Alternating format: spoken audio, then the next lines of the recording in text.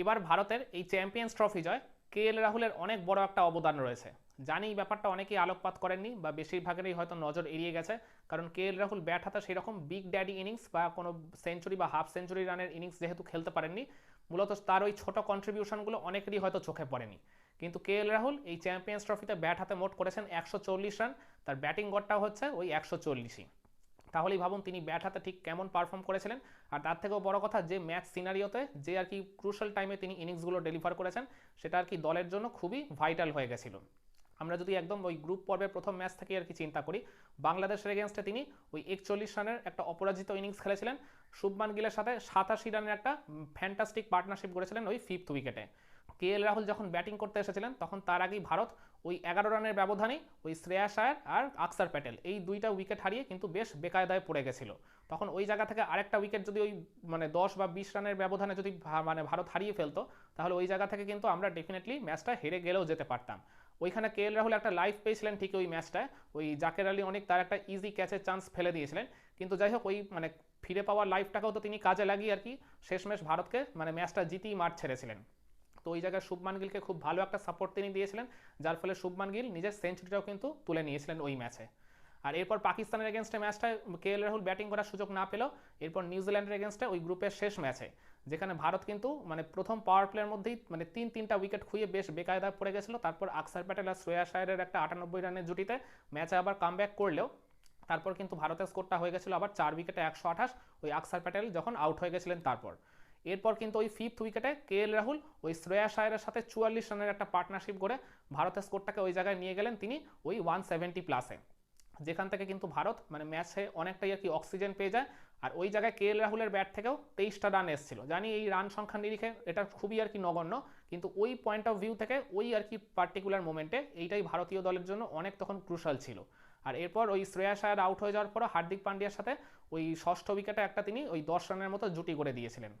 তো এই দুটো জুটি কিন্তু তখন ওই পয়েন্ট অফ ভিউ থেকে ভারতের জন্য খুবই ভাইটাল ছিল। আর এরপর সেমিফাইনাল ম্যাচে মোস্ট ইম্পর্ট্যান্ট যে ম্যাচটা, সেখানে কিন্তু ওই আকসার প্যাটেল আর বিরাট কোহলির মধ্যে একটা 44 রানের পার্টনারশিপ হয়ে যাওয়ার পর আকসার প্যাটেল যখন আউট হয়ে গেলেন 27 রান করে, তারপর ওই জায়গায় রাহুল ব্যাটিং করতে এসে বিরাট কোহলিকে সঙ্গ দিলেন, 47 রানের একটা পার্টনারশিপ গড়ে তুললেন। তখন তার আগে কিন্তু ভারত দীর্ঘ একটা সময় পর্যন্ত বাউন্ডারি পাচ্ছিল না। তো ওই জায়গায় ক্রমাগত ডট বল হয়ে যাওয়ায় কিংবা স্ট্রাইক রোটেশন ঠিক মতো না হওয়ায় তখন কিন্তু টিম ইন্ডিয়ার উপরই বেশ চাপ সৃষ্টি হয়েছিল। তখন ওই মোমেন্টে আর কি মানে নিজের ইনিংসের গিয়ারটাকে পুরোপুরি বদল করলেন রাহুল। তিনি ওই পাল্টা কাউন্টার অ্যাটাকের পথ বেছে নিলেন।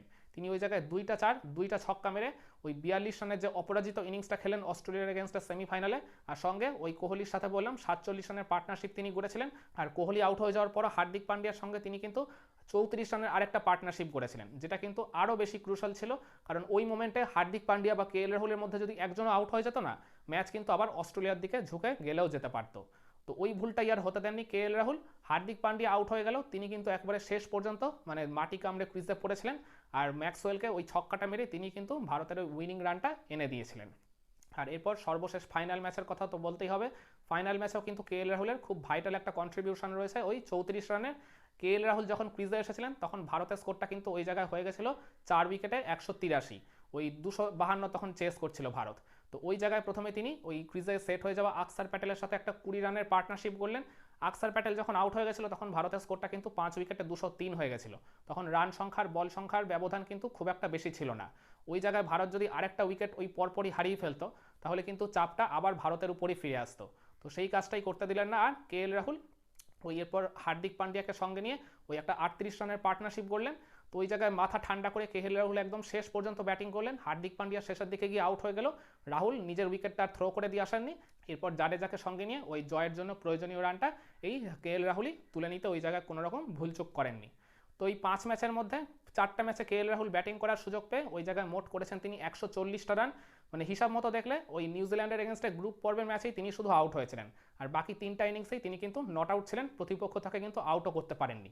আর এছাড়া তার উইকেট কিপিং নিয়ে একটু প্রশ্ন উঠেছিল ওই নিউজিল্যান্ডের বিপক্ষে ওই গ্রুপ পর্বের শেষ ম্যাচটায়, কিন্তু বাকি ম্যাচগুলোতে কিন্তু তিনি অনবদ্য কিপিং করেছেন। তিনি ওই জায়গায় কিন্তু কিপিংয়ে 5-5টা ক্যাচ নিয়েছেন, এছাড়া 2টো রান আউটেও কিন্তু তার অবদান ছিল অনস্বীকার্য। তো সব কিছু মিলিয়ে আমি মনে করি রাহুলের এই আর কি কন্ট্রিবিউশনটা সেভাবে কারুর চোখে হয়তো অতটা পড়বে না, বা এটা নিয়ে হয়তো খুব বেশি আলোচনা হবে না, কিন্তু রাহুলের এই অবদান কিন্তু ভারতের চ্যাম্পিয়ন্স ট্রফি জয় অনেক বড় একটা রোল প্লে করেছে। এমনি এমনি তো ভারতের টিম ম্যানেজমেন্ট ঋষভ পান্তকে আর কি বসিয়ে রেখে কে এল রাহুলকে খেলাচ্ছে না উইকেট কিপার ব্যাটার হিসেবে, এই কারণেই খেলাচ্ছে। কারণ কে এল রাহুল দায়িত্ব নিয়ে যেমন পার্টনারশিপও করেছেন, আবার প্রয়োজন পড়লে নিজের গিয়ার বদলে ওই জায়গায় আর কি অ্যাটাকিং ক্রিকেটও খেলতে কোনো রকম ভুল করেননি। আপনারাও কি আমার মতোই মনে করেন ভারতের এই চ্যাম্পিয়ন্স ট্রফি জয় কে এল রাহুলের এই অবদানটা সংক্ষিপ্ত হলেও এটা দিন শেষে অনেক বড় একটা ভাইটাল রোল প্লে করেছিল? কমেন্ট করে আপনার মতামতটা জানাবেন নাকি?